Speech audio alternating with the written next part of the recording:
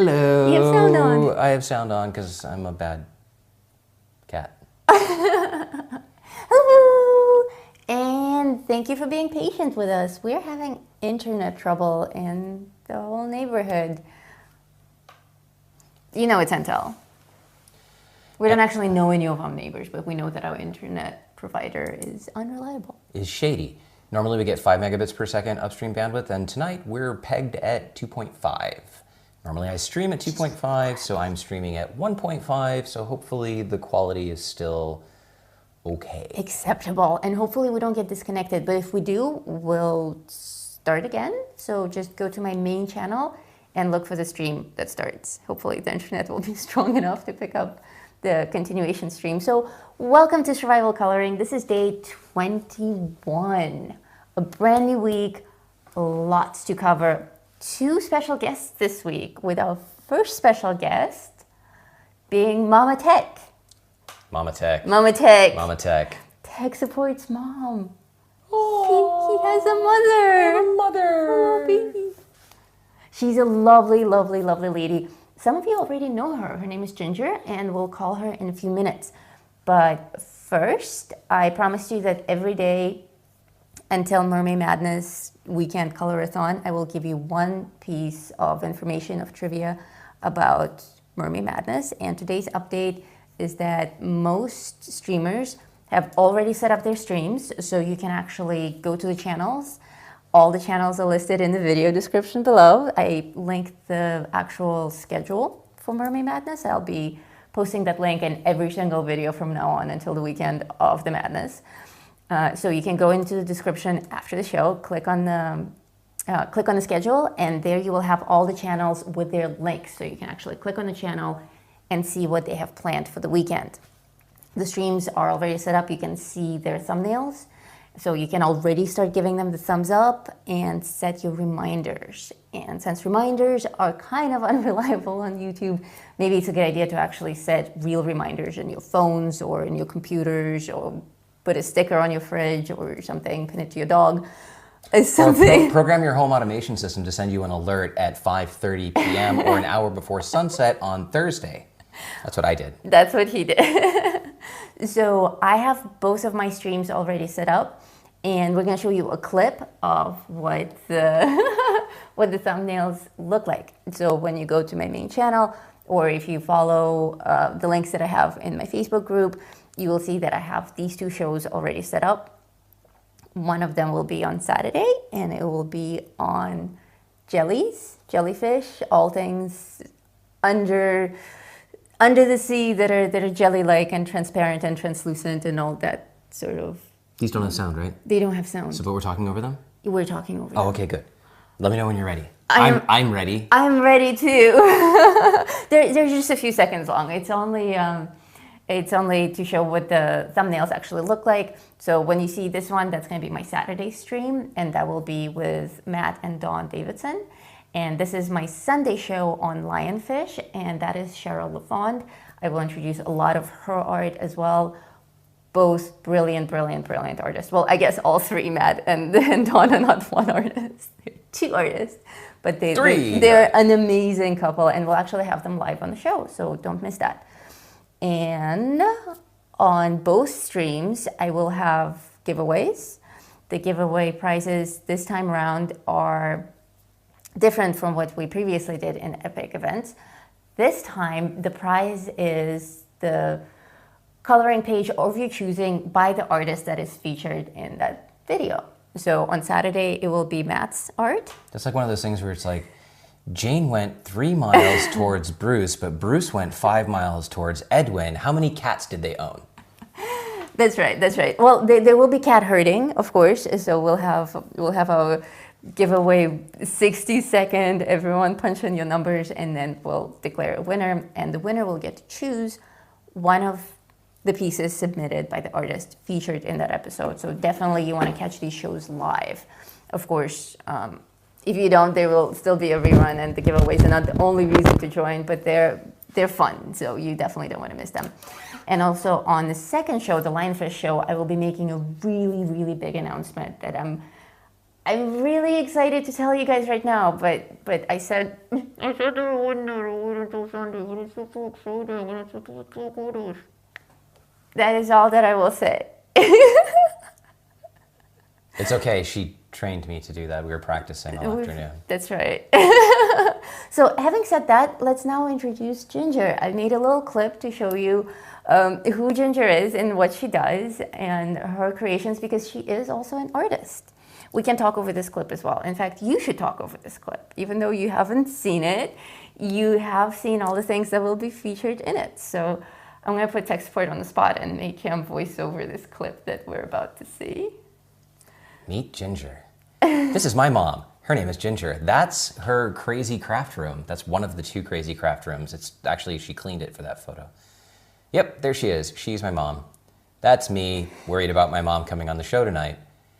And she makes really, really cool stuff. Like, she's always been super crafty, but she goes to these craft fairs and she sets up these massive booths with all this stuff that's seasonal in nature. So she has Christmas shows that she goes to, or spring shows, or I don't know what shows, but she and my dad go with this minivan and they pack it full of stuff and they set it up. And she gets commission orders from people who are like, oh, I bought your thing 4 years ago. Can you make me a blah, blah, blah? and she'll tell you more about what she actually creates, but you can just see from the stuff on the screen, they're unique, they're special, they're filled with love. They're the kind of things that you could have in your house, on the mantle, on your door, that you can, hey, she made a mermaid thing just the other night. She didn't make this entire thing in a night, but she finished it. So these are the things that you can have in your house, and people will genuinely recognize how special these items are. Oh, I forgot to bring Stella. I'm going to bring Stella. Okay. I have one of these special items. I am a proud owner of a Stegosaurus.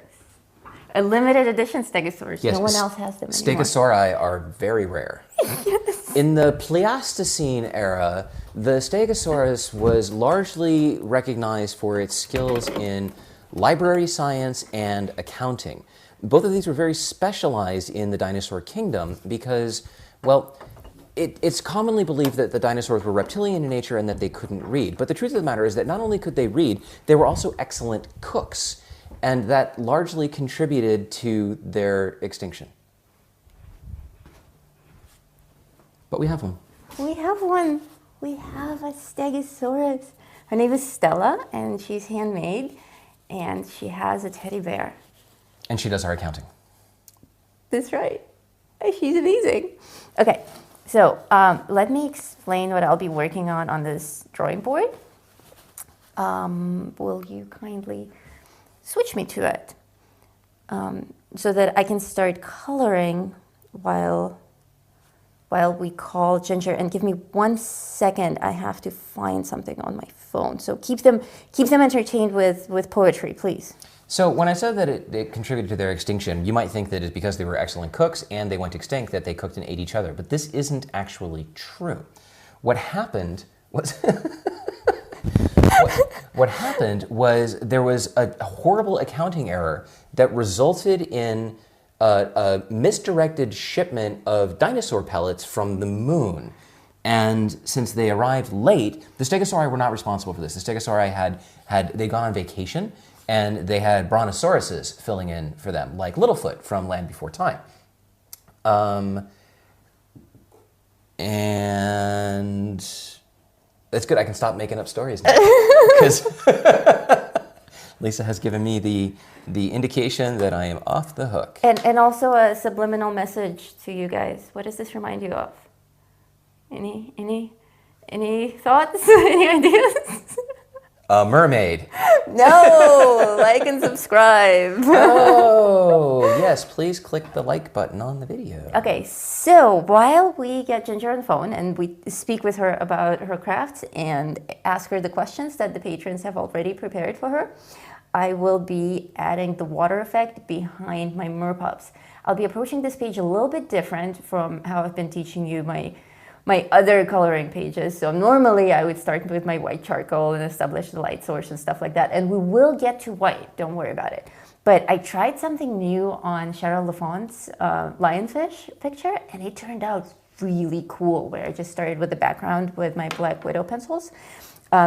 using my Q-tip like I would with white charcoal, but for the blurry water effect. So I want to share this with you to just create the background around the pups, and then they stand out so beautifully just with this page color that I think it will make the decision-making process easier when it comes to the color of their fur and their tails, which I'll have you guys vote on because I haven't decided what color to make these pups. So later today or tomorrow, we'll have a vote on the pups' colors, or you can just start randomly throwing colors into the chat and we'll collect them at some point. So I'm working with this color called Aquarius. This is from the Black Widow Cobra set. So, do I sound funny? This is the dawning of the age of Aquarius, the age of Aquarius. Aquarius. Okay, so I will be working with this Aquarius, and and I am not responsible for anything that I do. why do these shows get so silly? Why are you so weird, husband? Why are you so weird? Okay, this Aquarius. We can't put the chat on the right because that blocks people's watching on TV. Can you slide your drawing board a little bit to the right? Oh, don't we have some news for them about watching on TV? Yes. Not very good news, I'm afraid. No. No, we were kind of disappointed. After a tremendous amount of research, which lasted several minutes, I was able to determine that if you watch YouTube on a television device, Apple TV, YouTube app, on a smart TV, something like that, you cannot see video descriptions. Yes, they're just not there. They're just not there. And anyone who's ever brought up that question in a forum has been shut down. Yeah, there are questions going back. I dug only back as far as the beginning of 2019, and found people had been asking about this. And they'll ask the question, it will have no replies, and then it will say, this question has been locked and is no longer eligible for comments or replies. That's right. So YouTube's just like, nope, we're not going to talk about that. We're not going to talk about it. Nope. It's not happening. Didn't happen. So yes, unfortunately, you cannot view the video description if you're watching the video on your TV. But please don't let that stop you from actually checking the video description. You can always go back to the video on your phone or on your computer just to get to the description to get those links, because copying links from the screen can be tedious, and of course it's easy to make a mistake. Nor should you have to spend that much time actually. Oh, talk hard. Talk hard. Talk hard Monday. Talk hard. Pretty V. So yes, please don't give up on video descriptions just because you're watching on Apple TV.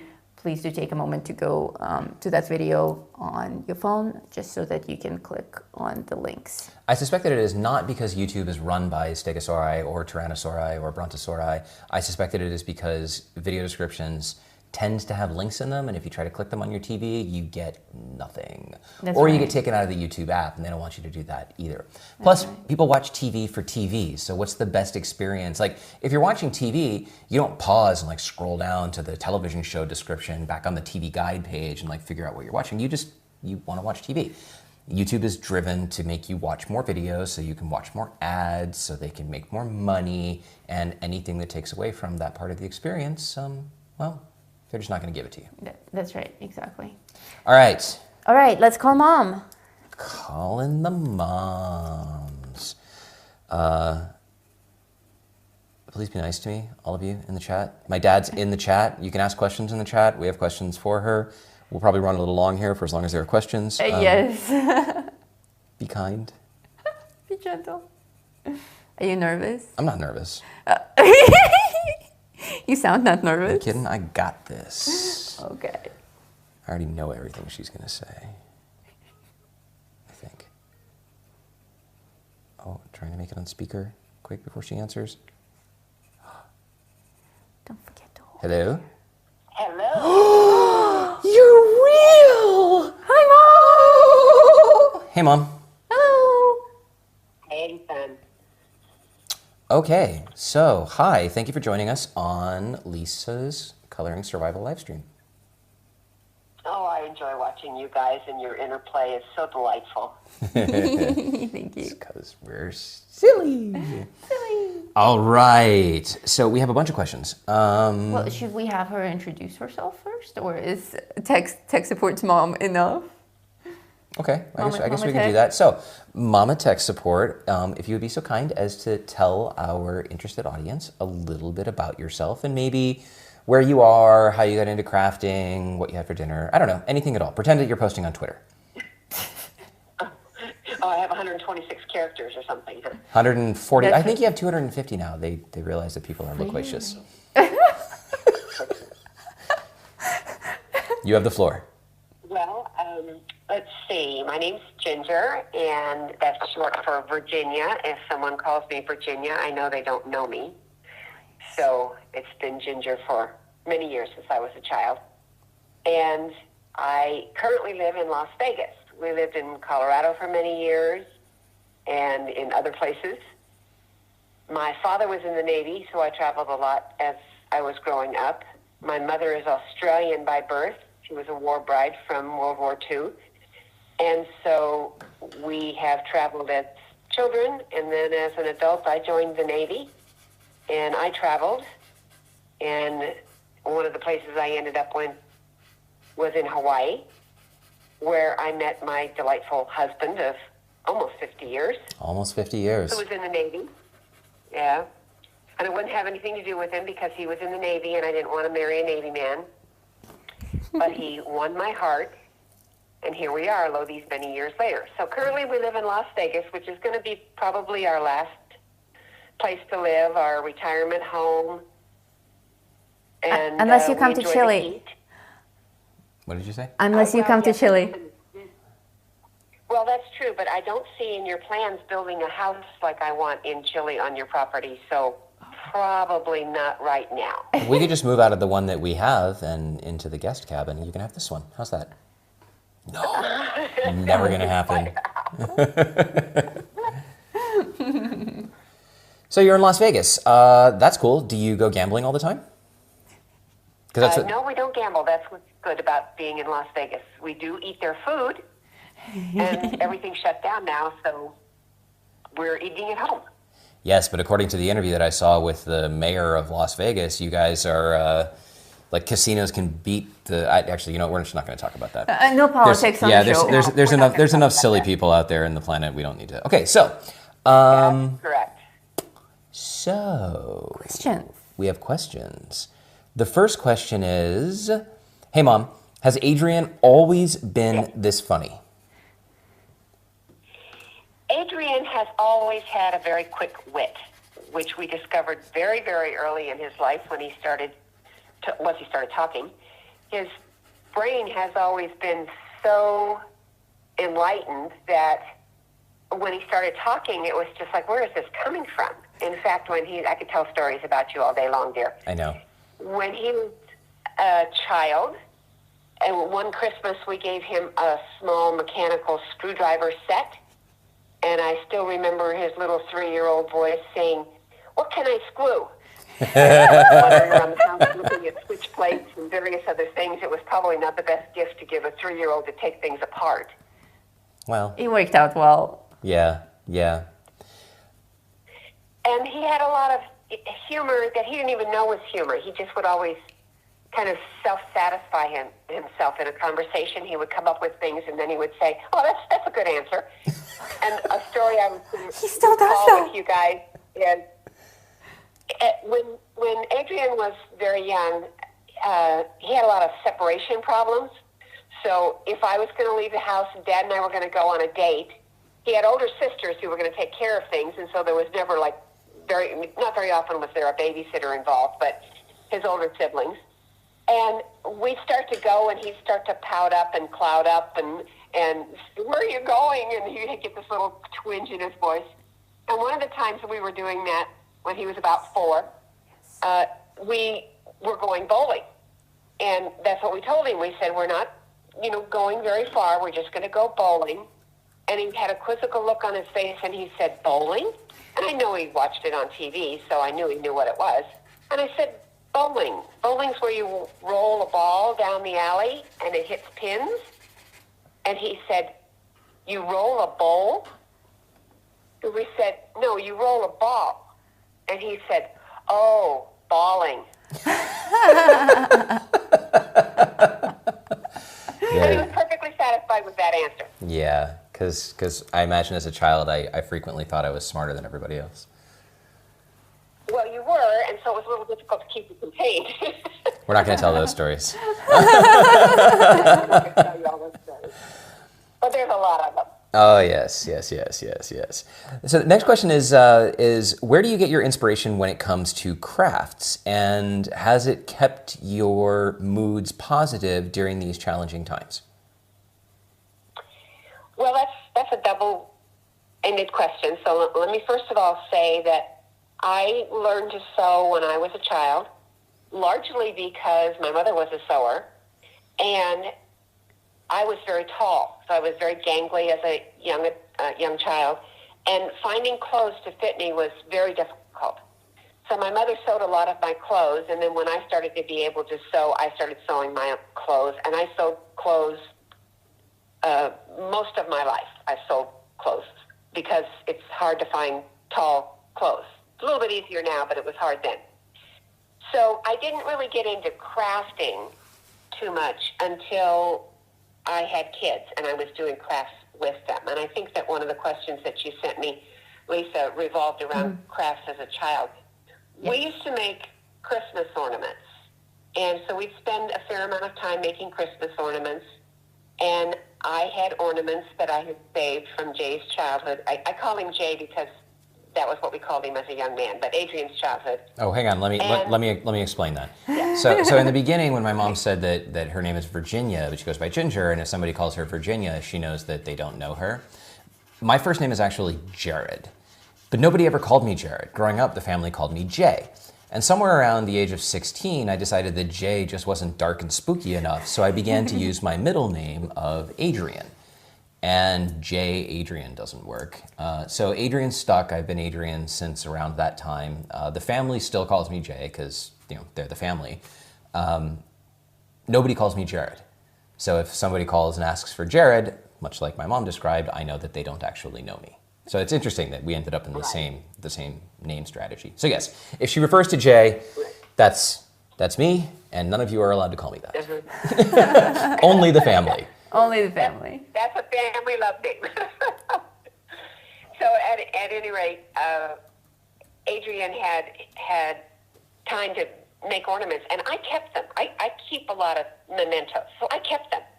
And I waited until he was an adult, grown up, and secure, and then I sent them to him and told him that he could never get rid of them. In fact, I've quizzed him as to whether he has them in Chile, and he has assured me he has or he's dead. I can produce pictures. We can produce ornaments if you want. I just got to go out to the container. Anyway, so we did those ornaments as a kid. I got into more serious crafting after the kids were all out of the house, and I was able to kind of sit down and make toys for the grandchildren and stuff like that. But after a while, there's only so much that you can give people as gifts. So I started selling them and going to craft fairs. And over the years, I've been a crafter now for about 30 years. Almost all of it is related to sewing. I've done crochet, but as I've aged, my hands don't do very well doing that anymore. I used to paint or draw. I do quilting, and I have a number of quilts that I have done. I do counted cross stitch. But it all seems to be related to thread or fabric or whatever. In fact, I'm happiest at a fabric store just going around and touching things. I mean, it's really satisfying to me. As far as this particular time of our lives when has restrictions placed on us, it's not too disturbing to me because I'm semi-retired. I still do work, but I work from home. I'm not overly stressed. I have similar attitude to what Adrian has expressed before. In fact, the Serenity Prayer is a very positive one that's on the drawing board next to Lisa. My emphasis is on the first word of that prayer, which is God. I believe that I have a day already set on the calendar, and short of stepping in front of a bus at my choosing, I'm going to be a responsible adult, but I don't have to worry about what's going to happen because God's got my back. And because of that, I do sewing, which is very relaxing to me, and can go hours into the middle of the night sewing and then go, oops, I better get some sleep before I have to go to work in the morning. But I don't have the pressures or the stresses of thinking that this is a horrible thing that's happening to us right now. Nice.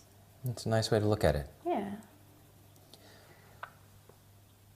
Lori says that she loves her frog prince and would love to commission a frog princess to go with him. And are you at a place where you could take on new commissions? I can. In fact, now is a better time than the fall when I'm doing 10 to 15 craft shows. I do have things listed on Etsy, but I have about 400 different craft items that I sew. So I don't have but about 26 on Etsy. I do take commissions, and I did Lori's previous frog as a commission. So Lori, I would be interested in doing that. You and I can communicate about what you're looking for in that. And I have taken other commissions. The majority of what I do, however, is not, it comes from patterns or pre-printed materials that I can cut out and put together certain ways. They're not readily available in the fabric world anymore right now. But I have a huge stash, and then I've drafted patterns off of those patterns so that I can continue to make that product. But the item that you showed that had the mermaid on it came pre-printed. That's a laurel birch artwork. And it comes, I got that at a quilt store. So people can make a quilt using that as a center of their quilt or whatever, and I chose to make it as a wall hanging, a panel. So I'm pretty much working with other people's initially created artwork and just doing things with it to make it saleable. I do a lot of fabric books. Those come pre-printed. I can't print those. I can't, I won't say I can't. I'm not going to screen print fabric to make a book, a child's book, to put together and sell for $12. So I need to buy something that's already existing so that I'm already not making any money with my time. But that's what I primarily do, is sew things that are already in existence and I make things out of. Okay. Well, that leads to the next question of, do you ever make your own patterns? Is 100% of the stuff that you do from patterns that you've collected over the years or things that you find? A lot of it is. I would say 80% of it is. I have designed a few things that are craft-like, that are original designs of mine, and made craft patterns out of them. But I don't spend a lot of my time doing that. I primarily orient myself to things that I think will sell in a craft fair environment. Okay. And so that's where I spend my time. Okay. Have you ever tried taking an inspiring image and doing needlework with it, like taking one of Lisa's pictures and then coloring it with thread and found objects? You know, that would be a wonderful project. I don't have enough years left in my life to do that, though, because her drawings are so beautiful and intricate, and I couldn't do them justice. I would much rather just work with a drawing that she has. Kat asks in the chat if the patterns that you use are the kind that are printed on the fabric roll itself and then you cut them out and sew them. Some are, but I find that the fabric companies aren't making those like they used to in the 60s and 70s and 80s. So they're much harder to find. I do find them occasionally on eBay, and I make them from that. And I have then taken a pattern off of that pattern and made it with different fabric, so that it's not just always looking the same. But to take, for an example, the Stegosaurus that I made for Lisa, that was a pattern that was in a cutout, and I sewed it together, and then I couldn't find it again anymore. So I made it for Lisa. Nice. The truly unique, the last of the Acountasauruses. Cindy asks if you ever collaborate with other artists. I haven't really done that. We have people in the craft fairs that have occasionally wanted to take one of my designs and duplicate it, and they're welcome to do that except for my original designs, and I ask them not to do it on my original designs. Okay. But I see the Stegosaurus looking at me. How many craft fairs does she do a year? How many craft fairs do you do a year? I usually do a couple of spring shows, but so much of my product is oriented towards the holidays, and people tend to spend more at the holidays. So when someone comes to my craft booth during the holidays, they're looking to shop for grandchildren or people that they haven't bought anything for all year, but they're going to buy it for them for Christmas. So they tend to buy more. And so that's why I kind of oriented towards that. But I do a couple craft shows here in the spring, but not this year. And I do about 10 in the fall. That's a lot of shows. So much work. Wow. Yeah, you had to take the Considering seats out of that your... they're usually one day on the weekend, or maybe I would have one on a Saturday and one on a Sunday. That's different. Most of them are 1 or 2 day craft fairs on a weekend. So I start in about late September, if I can find one then, and do every single weekend up until the first or second week in December. Wow. So busy. I was starting to say that... And Dad helps me. Yeah, Dad goes with you to help, which is awesome. You had to actually take the seats out of your minivan so that you could fill the entire back of it with those plastic bins, the storage containers that have all of your stuff in it, right? Yes, and in fact, that my seats fold down in my van, but that's the same idea. I pull them all out, I put them all down, and I have about 16 bins that go in there, and then I have display items like racks and things like that go on the top, and it's pretty involved. I have to bring my own tables, I have to bring my own chairs, tablecloths, everything to set up in these craft fairs. But last year when we were in Oregon, we went up there to see your niece's graduation from college, Olivia's graduation. And on the way back, we stopped at every craft store between the southern part of Portland, Oregon, and Las Vegas, which were about 15 craft stores or quilt stores. And at one of them, Dad was looking at some of the machines there. In fact, it was a store that only sold machines. And I said if I was ever going to do anything new in my life, it would be an embroidery machine. And so we left that place in Bend, Oregon with an embroidery machine in the back of our car. Yeah, that doesn't sound like me at all. It's a machine, embroidery machine. And Dad got really intrigued with the mechanics, the electronics, not the designing of it so much, because he said, I can't do that, but I can do that. But he got involved in the creation process with the computer and that. So we came home and we took a couple of classes, which he did the work on, and we discovered something that we could do with him. Nice. So I designed the covers of refillable journals. These are not on Etsy, by the way. So they take composition books and we make covers for them so that after you finish journaling, you can take the composition book out and put a new one in. Mm-hmm. And we have sayings on the front and designs on the front and various things. And he does all the embroidery work. And he got so interested in all of that that we ended up buying him a sewing machine, and now he sews them as well. Nice. Wow, that is cool. And they're very popular at the craft fair. Nice. Yeah. And that's why you had to make a second sewing room out of the guest bedroom. Now it all adds up. Exactly. Because you didn't want him in your den.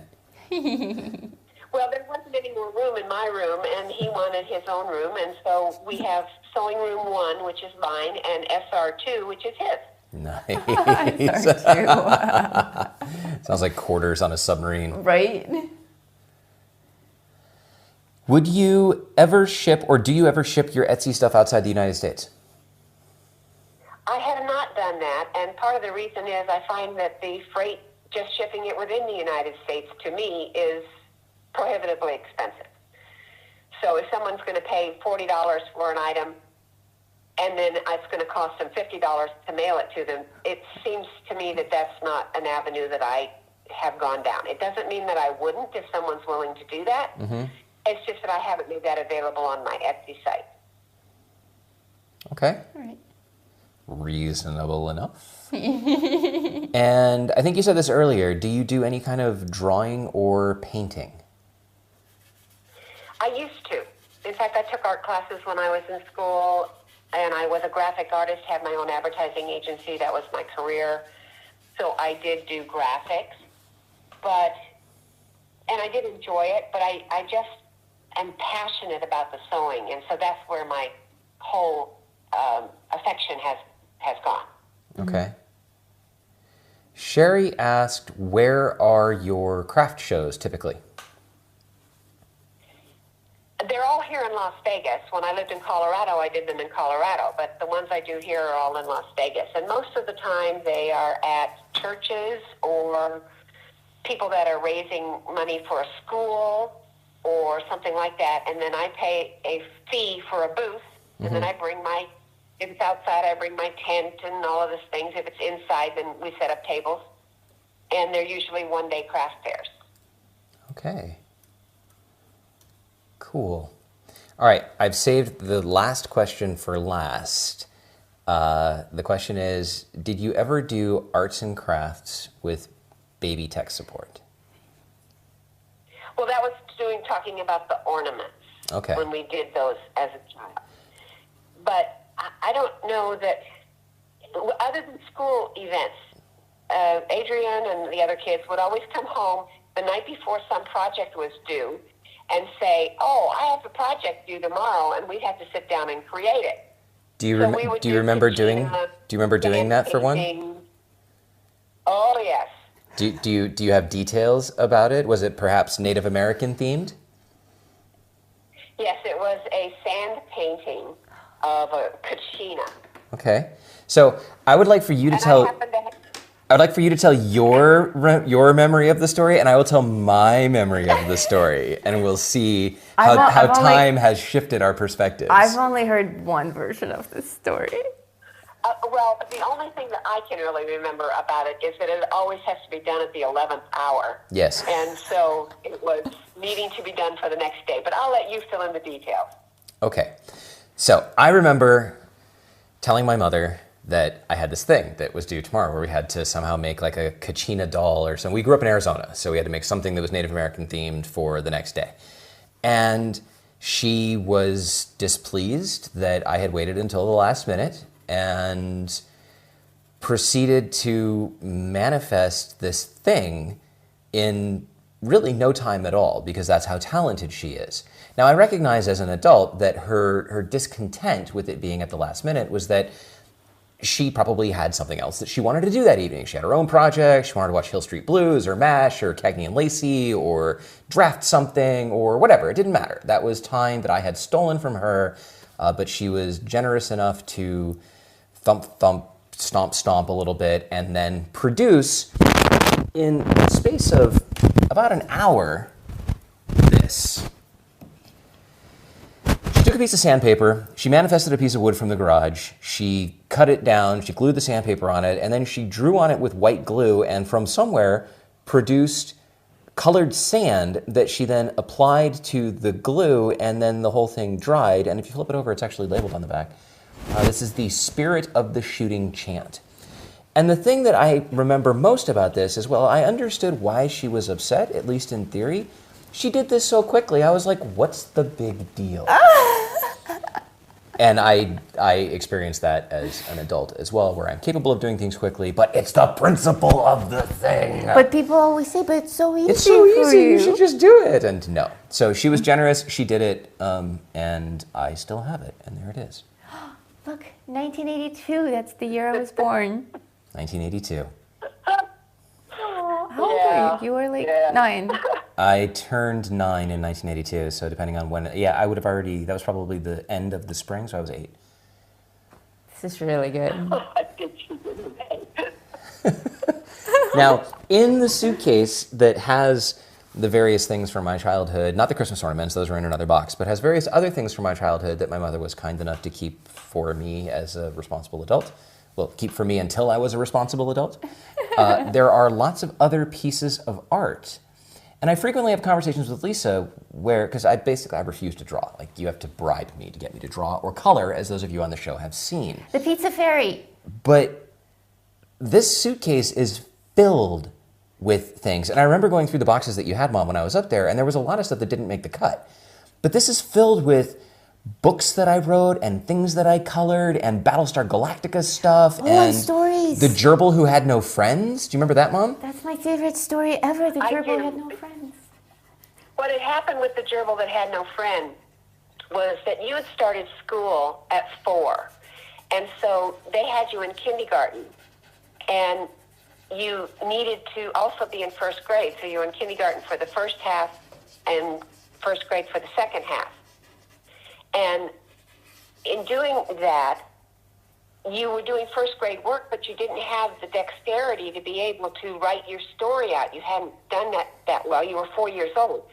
So the teacher allowed you to write your story and audio tape it. And it was about the gerbil who had no friends, but you were also suffering a little bit from being the youngest one in the school and being overly smart and that sort of thing. And so friendships, social things were very much more difficult for you.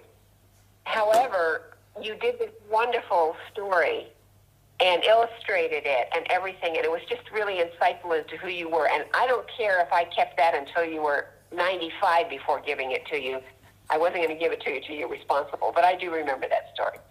Yeah. I love that story so much. So we have an idea, which we will share with the channel after we finish this call. Mom, it has been delightful to have you not embarrass me in front of the entire internet. So normally I give people a chance to say something before they go, but I'm not going to give you that chance. Yes, goodbye. Goodbye. No. Is there anything that you... long today, aren't we? That's okay. We started late. We're happy to go as long as is necessary. People have been really excited to hear from you and hear about the stuff that you do. So is there anything that you would like to say to the internet before we end the call? You're going to open it up to me, huh? Okay. Oh, no. I trust you. I know where you live.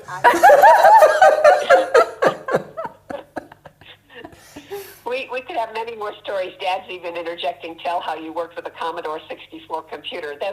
We'll save that for another day. Okay. But the big thing is that Dad and I are both so extremely proud of you, and not so much your accomplishments, but the man that you have become. Aww. And we also just really appreciate how well you treat your wife.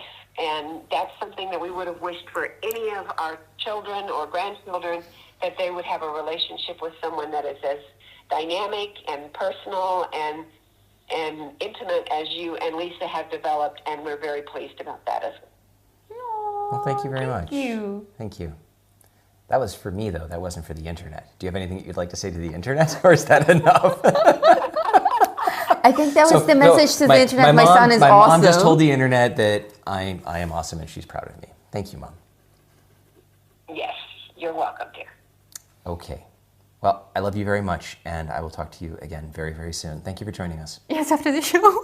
Thanks so much to all the people that responded with questions and everything, and I'm available.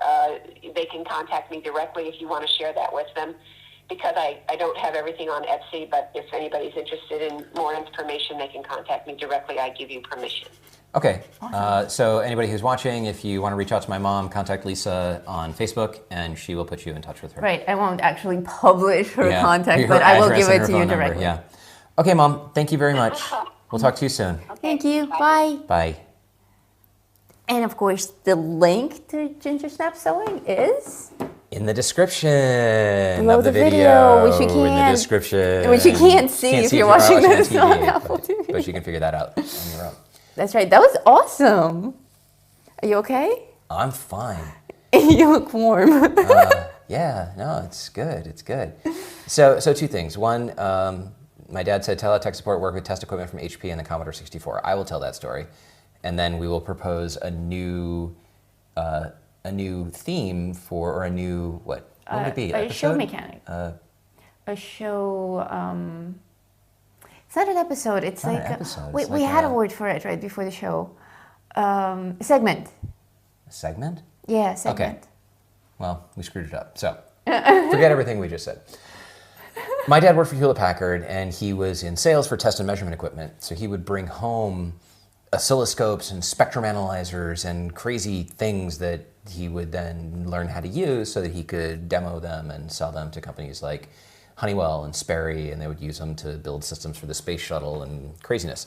But he would have these things sitting on his desk, and I would have him show me how to use them. So I would be sitting there with probably a picture somewhere of me sitting with oscilloscopes doing measurement. I didn't really know what I was doing, but he showed me you can press the buttons and you can touch the electrodes to a thing and you can make a sine wave and a square wave and a this and a... I always wanted it to make the little heartbeat, boop, that thing. Right. But I was smart enough not to stick the electrodes in my chest. That's good. Yes. And then they got a Commodore 64, which was an early computer from the 80s. And pictures somewhere. Yeah, there's a picture of me as a child on the Commodore 64. We will not get that one out. So Dad and my sister and I were out, and we came home, and I came into the house, or I don't know, we were out. I don't know who I was with, but I know I was with my sister. And I came into the house, and it was a computer that you could plug into the TV. So on our big, living room TV like you had in the 80s that was basically a giant table with a big screen in it was the Commodore 64, and there was a message. And I'd been using computers at school, so I knew exactly what this was. So I quickly cleared the screen and started using it. And my sister didn't get to see the message that was from my dad about, hey, I bought you this computer, and I love you all very much, and heart, heart, heart, and plus, plus, plus, and stuff like that. And I got in trouble. Oh. You tech support it. Yeah. Anyway, that was my first computer. Tech supporting since 1980s. And pretty much everything that you can say about computers at that period of my life ended with, and I got in trouble. Oh.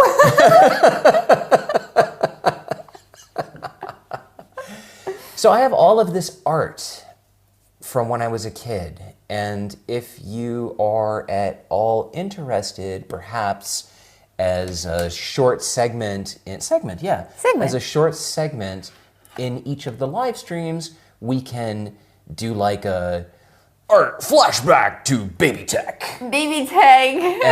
and I can show you the stuff that I used to draw or make or doodle or whatever when I was a kid. And then we can use it against him to get him to make new art, because he's like, I'm not artistic, I can't draw, I can't make glowing spiders. I guarantee you. And then he does. I guarantee you I can draw at least as well as I could when I was 6. The Pizza Fairy is a classic. The Pizza Fairy was... Someone has the Pizza Fairy hanging in their house. Yeah. And someone else has a digital print out of it on canvas. Nice. On the wall in their house. I'm going to have to do something for what's this one coming up? Faber Mary? Faber Maid? Mad May Murnus. Mad Murder Mad. Mad May Murnus. Pizza Mermaid. Pizza Mermaid. It's got to be done. It's got to be done. It's got to be done. You have to have a pizza mascot for every epic event. Zomtember with pizza. I think we'll be the only ones doing Zomtember. I don't know. It'll be a thing. I don't know if I can get anyone on board with Zomtember, but I really want to do it. How horribly over time are we? If we had started on time, we would be almost at an hour. Oh, wow. Well, I'm at a stopping point, so let me just quickly go over what I've done here. I worked only with one pencil, which is... This is the dawning of the age of Aquarius. By Black Widows. By Black Widows. That almost sounds like an instruction. It does. By Black Widows. By Black Widows. They're going to all leave the stream if I keep doing that. No, they might bring more people. And then I used a Q-tip to blend it. And I know that I used a Q-tip to blend my black. I like this new format. I say it and you sing it. Sing along, color along. Mm-hmm. Yeah, I can get behind it. Let's see. Sing along coloring. So I will continue. So usually I don't use a Q-tip with colored pencils, but I accidentally discovered that if you use brightly colored Black Widow pencils on this particular brown paper, the link to which is in the description below, that you have this glossy enough effect that using a Q-tip actually works. The brown paper is a little bit glossier than the gray paper that I usually use, and I tend to not like it that much for that reason. But I did want to use brown because I want the pups to have brown fur or orange or yellow fur, but something pup-like.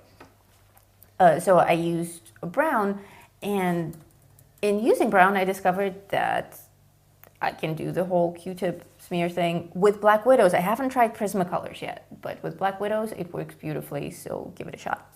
I mean, I still applied a lot of pigment just with my regular shading technique, and it's fine even without the Q-tip. But I feel that with a Q-tip, it looks almost like a watercolor. It's kind of cool. So give it a shot. It's a fun new thing to try, and I discovered it completely by accident. And on that note, let's switch to talking to them directly. So that was fun. Tomorrow we don't have a guest. Tomorrow we'll just continue coloring. So I'll post a poll in my group asking you guys what colors you want me to make the pups. And based on what you say, we'll go ahead with coloring the pups tomorrow. And then on Wednesday, pups. You get a vote too. Okay. Any color at all. On Wednesday, we have our next special guest, and that's Catherine DeTillo, my very good friend and a very talented artist. It's her first time in an epic event, Mermaid Madness. I don't have a song for her. You have until Wednesday to figure it out. Any cat song? Do you know any cat songs? Love Cats by The Cure. Yeah, that can work. I can't do the squeaky violin. I bet you can. It sounds like a dolphin. A dying dolphin. Anybody who knows the Cure song Love Cats knows that that was accurate. That's the fact. I don't even remember the lyrics. Well, I remember the lyrics. well, share. But I gotta figure it out. Okay. Okay. Well, Cat is a giant goofball as well, so I'm sure that it's going to be a hilarious show on Wednesday. As always, patrons have question priorities, so that poll is already up on Patreon. If you have any questions for Cat, please feel free to ask them on Patreon, and I will pass them on. Into the sea, you and me, all the... Oh, I don't know the next line. And by then, we'll look up the lyrics to this song, so we'll have it ready. In spring, it's a treacherous thing. It's coming back to you in like bursts. Yeah, it's going to come back to him after the show, and I'm going to have to listen to it all night. It's being loaded from nearline storage tape. It's a slow process. Oh, speaking of slow processes, we haven't had any internet issues during the stream, have we? Somebody else did. Somebody else did? Yeah, really? I shipped it. All right. Well, what should we have them not lick? Don't lick solar panels. Don't lick solar panels. Did we use that? We might have used that. Well, probably on the day that we showed them the Don't picture. lick a Countosauri. Do not. Oh.